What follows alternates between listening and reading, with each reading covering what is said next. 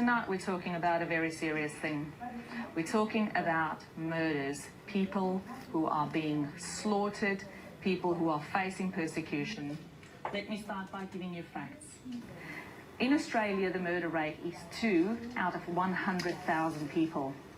In South Africa, the murder rate per year is 34 out of 100,000. However, for the farmers in South Africa, the murder rate is 78 times the murder rate than we have in Australia.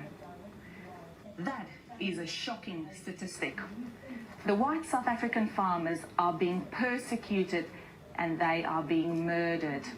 But it's not just the way in that, it's just not just the fact that they are being murdered, but it's also the way in which they are brutally slaughtered.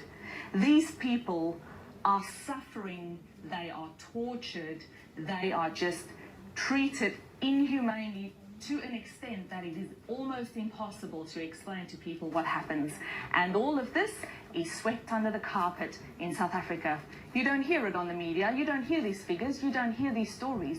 You only hear it from the people directly who are affected, their family members, their neighbors, who use things like Facebook and social media to share the horrible stories that have happened to them. Let me give you an idea of what happens to those people.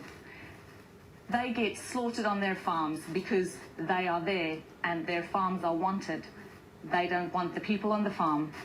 The people go in and they would do things like put boiling water down 2-year-olds' throats while they make their parents watch that. They would chop off the Achilles of the parents' feet so that they cannot run.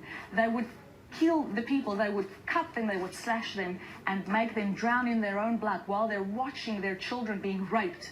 This is the stuff that's happening in South Africa, and this is what nobody is saying in the media. Nobody tells us about that. It is horrible, horrible, horrible.